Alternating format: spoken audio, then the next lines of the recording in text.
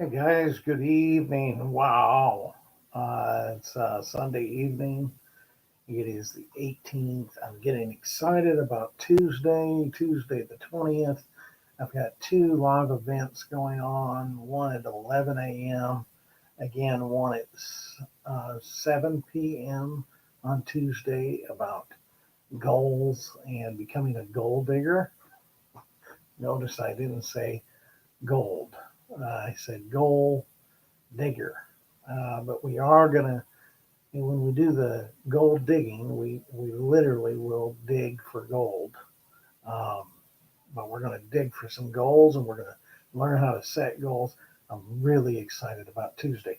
Tuesday at 11 and then Tuesday again at 7 p.m.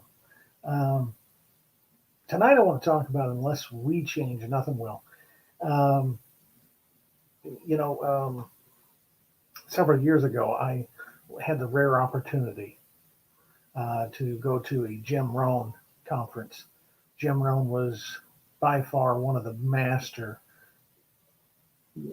of personal development in my lifetime, anyway.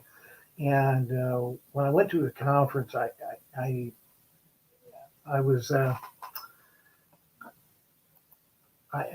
was I paid $300 of money that I did not have at the time, or at least I didn't think I had. But I was desperate, and I needed some things to change in my life. And I went into the conference and I asked Jim Rohn a, if he was signing books at the back of the table. I never did get mine signed. I was just standing in kind of enthralled at the guy because he did a fabulous job. But he's at the table, and I said, Mr. Rohn, what does my life look like in 5 years? And he said, that's a good question. Probably like the last 5 years. I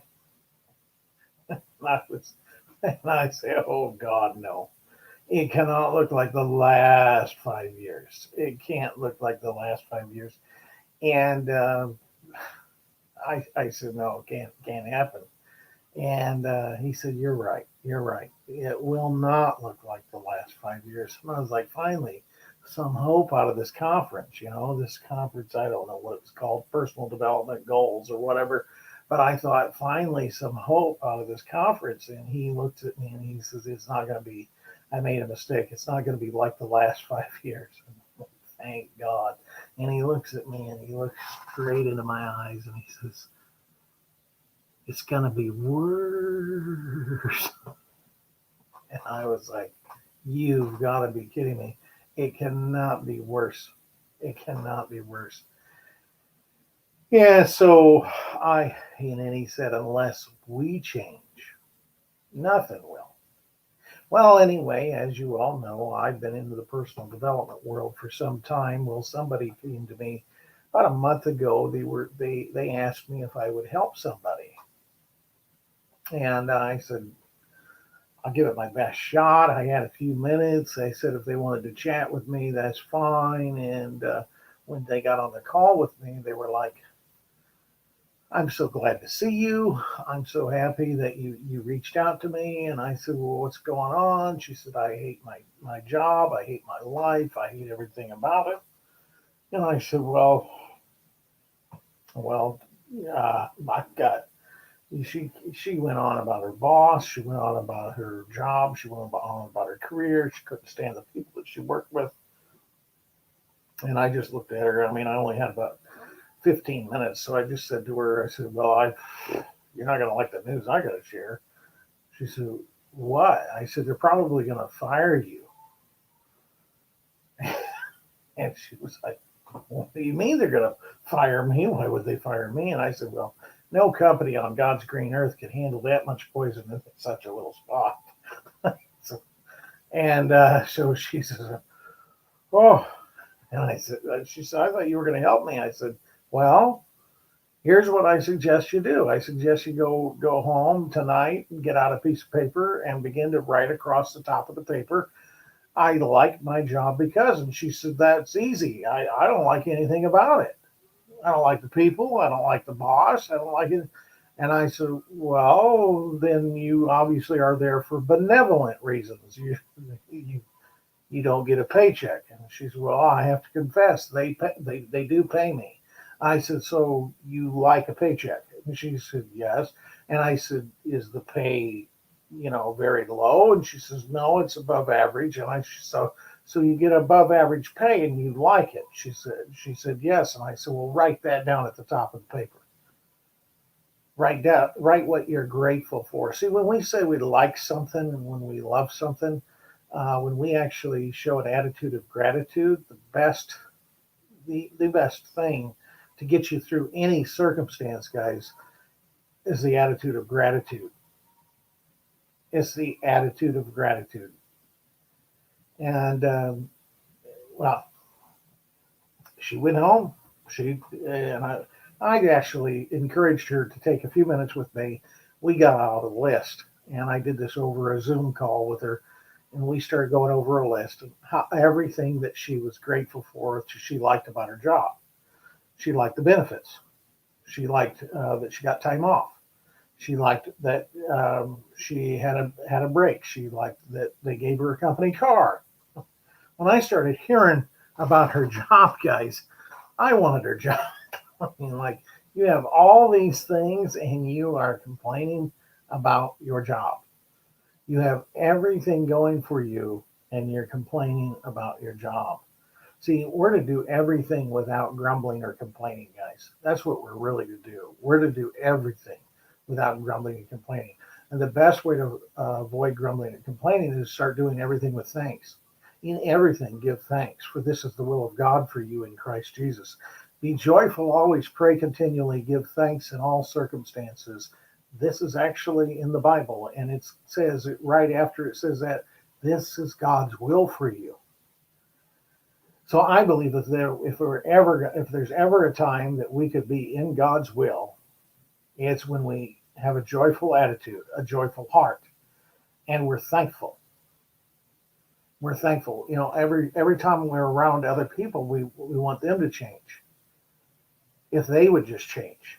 If you will change, then I'll change. Can't do that way. There's an old book. It's called Lord Change Me.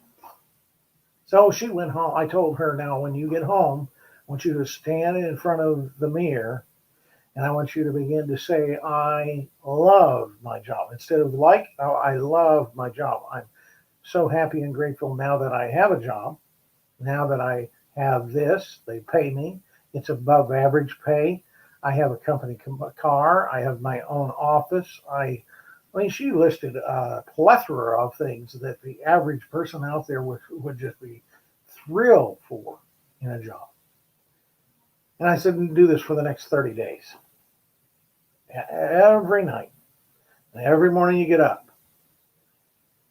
And anyway, just here yesterday, I talked to the gal and I said, what's happened in your life? And she said, you won't believe how much they have changed at my job. I don't think it was them that needed to change. It was her. But we've got to be grateful. Be grateful. Have an attitude of gratitude. Your attitude of gratitude will lift your altitude. With an attitude of gratitude, you'll be able to do more, be more, have more, go more, reach for more. You'll be able to do things you never thought possible, guys. With an attitude of gratitude, it'll lift you. It'll lift you up. You can do more and be more. I can't tell you that unless we change, guys, nothing will. We all know that statement. It's more of a cliche than it is anything, but it is a fact. Doing the same thing over and over and over again will get you the same result? No. It'll get you a worse result, guys. You're not going to get the same things you're not going to get the same results. You're going to get worse results. Why? How do I say that? Well, if your income stays the same, and inflation goes up, you're going to get worse results. If your attitude is poison, yeah, they'll fire you. It's amazing when we begin to think we're going to lose something, like when we complain about our spouse, when we complain about other people, when we complain about the job, when we complain about this. I have seen so many people who say they absolutely hate their job and yet they're afraid of losing it. If somebody were to come in tomorrow and say, I'm sorry, we're going to have to let you all go, all of a sudden that job that we hate, it takes on a whole new value. So value what you currently have. Be a person of gratitude. Gratitude, guys. Gratitude will take you places that you never even dreamed of. But when that gal began to do the things that she needed to do just yesterday, she tells me after a month of doing it, how the people changed where she was at. Most people did not change. Those are the people. She changed. And when you change to your circumstance, when you change and you begin to become grateful and positive, thinking positive for a change, guys, isn't just a cliche, it's a way of life. When you begin to raise your attitude, Paul the Apostle wrote the book of Philippians. It's called the book of joy. He wrote it from a prison cell. And it's not just a prison cell, it would be more like a sewer drain. The grate that was above him, that he looked out of towards the street, when it would rain and all the crap from the city, it would come down into his dungeon, into his pit. But yet he was able to say, this is the day the Lord has made. I will rejoice and be glad in it.